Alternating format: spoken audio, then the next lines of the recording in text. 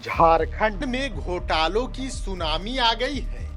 पहले हजारीबाग ट्रैक्ची घोटाला और अब पेंशन मद से 11 करोड़ का खेल हो गया। और सबसे बड़ा सवाल, क्या पूरा सिस्टम सेट है झारखंड में? झारखंड में क्या ईमानदारी से कोई काम नहीं होता? झारखंड में इन दिनों एक के बाद एक बड़े खुलासे हो रहे हैं, जो सिर्फ गड़बड़ी नहीं बल्कि पूरे सिस्टम की पोल खोल रहे हैं। ताजा रिपोर्ट जो सामने आया है वह पेंशन भुगतान में करोड़ों रुपए का ओवर पेमेंट कर दिया गया। और हैरानी की बात है कि हजारों ट्रांजैक्शन बिना दस्तावेज के ही कर दिए गए। ना कोई इसका प्रमाण मिल रहा है, ना कोई ऑथेंटिक रिपोर्ट्स मिल रहे हैं। कई जरूरी कागजात गायब हैं। महालेखाकार की जांच में जो बातें सामने आई वो चौंकाने वाली है, वो हैरान करने वाली है। ऐसे में सवाल है कि आखिर झारखंड का भविष्य क्या है? झारखंड के आम लोगों का पैसा आखिर क्या सिर्फ घोटालेबाजों के पास ही जाएगा? 344 ट्रांजैक्शन में 11 करोड़ रुपए से ज्यादा का भुगतान हुआ है। सिर्फ 12 पेंशनरों को 1.14 करोड़ का ओवर पेमेंट कर दिया गया है। ग्रेजुएटी सीमा 20 लाख है, लेकिन उससे ज्यादा का पेमेंट कर दिया गया है। इसमें अब सवाल है कि क्या यह सिर्फ गलती है या जानबूझकर कोई बड़ा खेल किया गया है?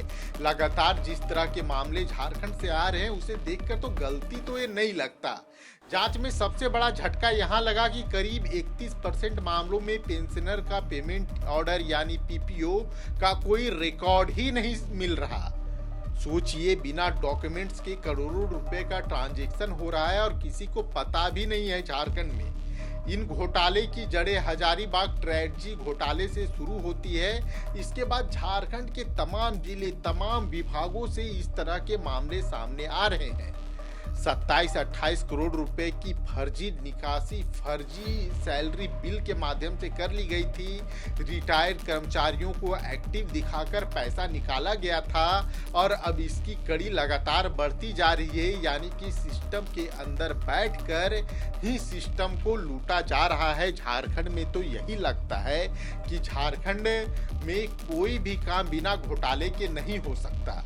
यह सिर्फ एक जिले की कहानी नहीं है। बोकारो, पलामू, रांची समेत कई जिले ऐसे हैं जिसमें एक पैटर्न सामने आया है। पैटर्न किस चीज का है? पैटर्न घोटाले का है।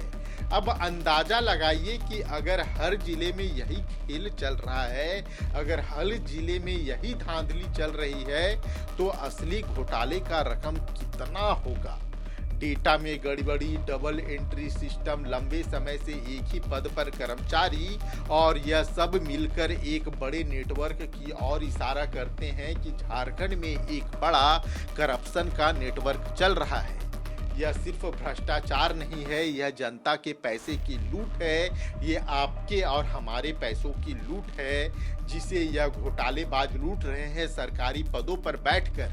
एक सरकारी नौकर की सैलरी अच्छी खासी होती है, फिर भी इनका पेट नहीं बढ़ता।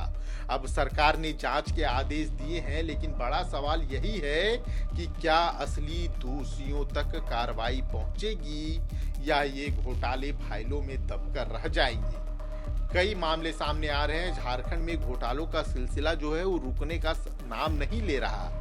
अब सिर्फ खबर नहीं बल्कि सिस्टम पर सबसे बड़ा सवाल बन चुका है। जिस तरह के मामले आ रहे हैं, लगातार जिस तरह के घोटाले की सब खबरें सामने आ रही है, उस लगातार सिस्टम पे सवाल खड़े कर रही है। हम लगातार इस तरह के मामलों का खुलासा करने की कोशिश करते रहते हैं, लेकिन हमारी भी एक लिमिटेशंस है। ऐसे में सवाल है कि जब सीएम हेमंत सोरेन ने कैबिनेट की बैठक के बाद कहा था कि दोषियों पर कार्रवाई होगी, लेकिन कई मामले ऐसे भी सामने आ रहे हैं कि वित्त विभाग के कर्मचारी फाइल देने को तैयार नहीं है। क्योंकि देखिए, जब इस तरह का पैटर्न बनता है, जब इस तरह के घोटाले होते हैं, तो नीचे से ऊपर सभी तक को पैसा दिया जाता है। और झारखंड में भ्रष्टाचार की क्या स्थिति यह किसी से छिपी नहीं है।